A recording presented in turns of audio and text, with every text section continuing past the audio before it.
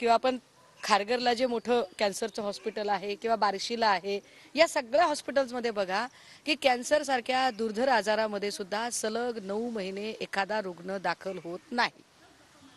ललित पाटीलला असा कोणता दुर्धर आजार होता बरं की ज्याच्यामध्ये तो सलग 9 महिने दाखल झालेला होता? काय याचं उत्तर अधिष्ठाता देतील का? अधिष्ठातांवर कोणाचा दबाव होता का? आत्ताचे जे मेडिकल डीन आहेत श्री ठाकूर यांनी स्पष्ट केलं पाहिजे की ललित पाटील यांच्यावर उपचार करणारे डॉक्टर कोण आहेत आणि कुठल्या प्रकारचा उपचार चालू आहे. साहजिक आहे, कैद्यांना उपचार करणारा वॉर्ड म्हटल्यावर तिकडे सीसीटीव्ही असेलच. सीसीटीव्हीचे फुटेज चेक केले जावेत, मागच्या 9 महिन्याचे चेक केले जावेत.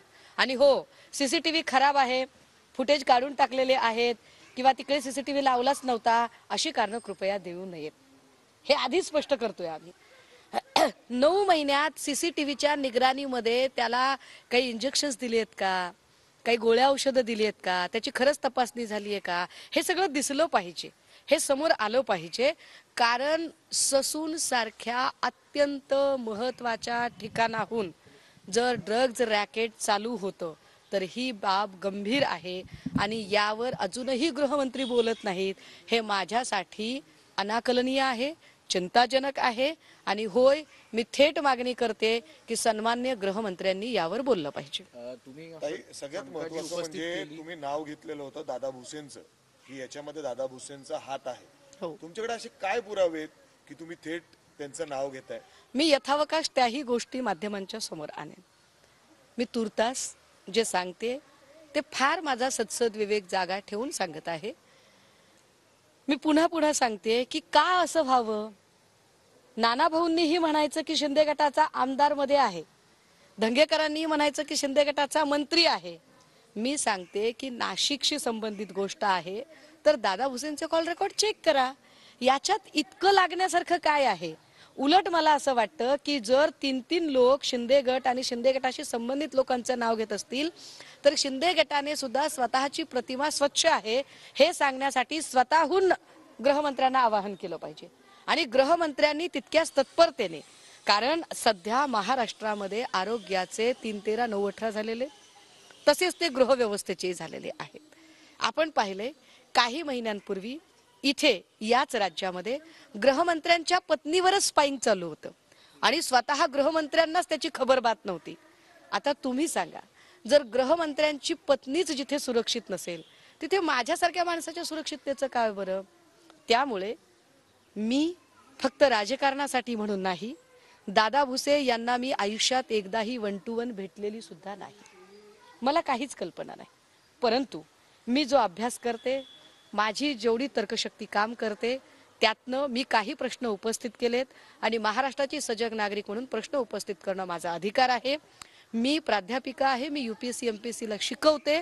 इथे UPSC MPSC विद्यार्थी आहेत, त्यांच्या भविष्याची मला चिंता आहे. मी प्रश्न उपस्थित केलेत, माझ्या शंकांचे निरसन त्यांनी करावं. तुम्ही शंका उपस्थित केली, मात्र दुसऱ्या बाजूला काल दादा भुसे यांनी अनेक माध्यमांशी बोलताना थेट असं सांगितलं होतं की माझे मोबाईल घेऊन जा, माझे मोबाईल तपासा.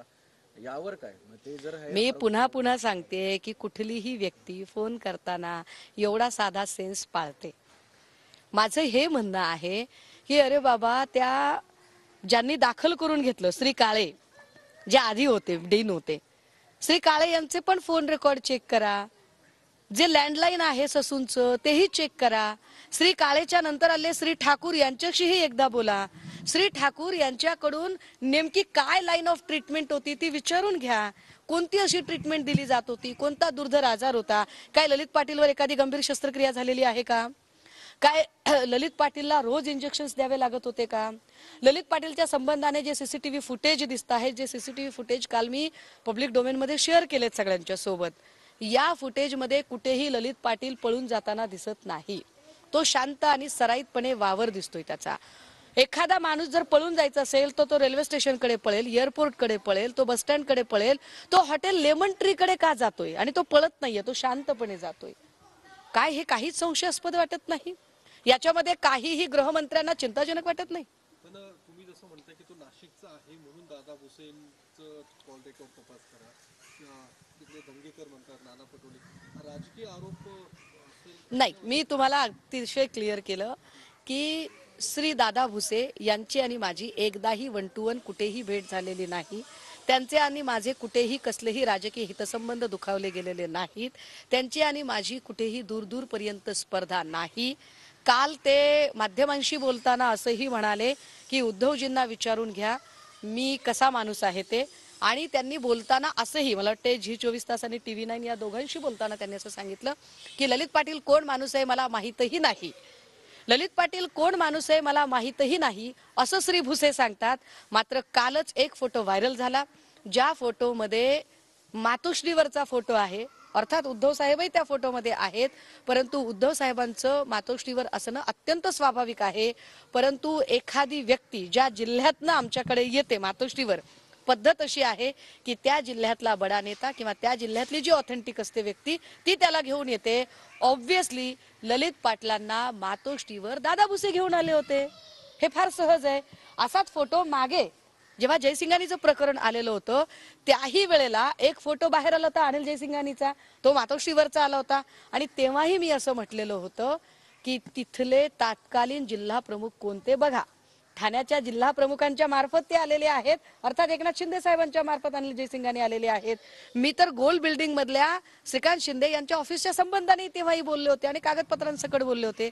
मी आत्ताही माझा विवेक जागा ठेवत कुठल्याही शब्दांचा फेरफार न करता, शब्दछल न करता, कुठलेही आडेवेडे न घेता पुन्हा शांतपणे सांगतेय की श्री काळे आधीचे अधिष्ठाता, श्री ठाकूर आताचे अधिष्ठाता, ललित पाटलावर उपचार करणारे डॉक्टर, स्टाफ या सगळ्यांची चौकशी झाली पाहिजे. ताई, आता जेव्हा तुम्ही डीनचा विषय काढताय ससून रुग्णालयाच्या, आम्ही माध्यम म्हणून अनेक वेळा ठाकूर यांना अनेक प्रश्न विचारले, मात्र अनेक गोष्टी त्यांनी न्यायप्रविष्ट असल्यामुळे डॉक्टरांची काही गोपनीय माहिती असते त्यामुळे ते देता येत नाहीये म्हणून त्यांनी अनेक वेळा पत्रकारांना देखील याची सरळपणे उत्तरं दिलेली नाहीये. तुम्हाला असं वाटतंय का की डीनवर देखील कुठल्याही पद्धतीचा राजकीय दबाव असावा? डीनवर राजकीय दबाव आहे की डीन सामील आहे हे चौकशी अंती होईल. पण मला जेवढा कायदा कळतो त्यानुसार आपल्याकडे ऍक्ट ऑफ सिक्रेसी नावाची गोष्ट आहे. ऍक्ट ऑफ सिक्रेसी म्हणजे भारतीय गोपनीयतेचा कायदा. गोपनीयतेचा कायदा हा संरक्षण विभाग आणि परराष्ट्र विभाग याच्याशी संबंधित गोष्टी डिस्क्लोज करता येत नाहीत असं सांगतो. आपण कुठेही म्हणजे तुम्ही जसं सांगताय तसं ललित पाटलांचा तपास कुठपर्यंत आला हे विचारत नाहीये. तपासाशी संबंधित धागेदोरे डिस्क्लोज करा असं आपण म्हणत नाही आहोत. आपण एक साधा प्रश्न विचारलाय की ललित पाटलांना आजार कोणता होता आणि हा ऍक्ट ऑफ सिक्रेसीचा भाग असू शकत नाही, हे स्पष्ट. ललित पाटलांना आजार कोणता होता हे सांगण्यात ठाकूरांना कुठलीही अडचण असण्याचं कारण नाही. त्यामुळे श्री ठाकूर यांनी निष्कारण आडेवेडे न घेता, कारण कधी ना कधी त्यांना या सगळ्या गोष्टींना सामोरं जावं लागणार आहे. मला असं वाटतं की बुडत्याचा पाय खोलात करण्यापेक्षा ठाकूरांनी काय ती सरळ सरळ माहिती सांगितली पाहिजे आणि तिथल्या स्टाफ आणि नर्सेसने सुद्धा सांगितली पाहिजे, डॉक्टरांनी सांगितली पाहिजे. माझ्या माहितीप्रमाणे काल श्री धंगेकर हे तिकडे डीनला भेटायला गेले होते आणि त्यांनी त्याच्यावरती बरंचसं बोललेले सुद्धा. ताई, ससून रुग्णालय हे एक नामांकित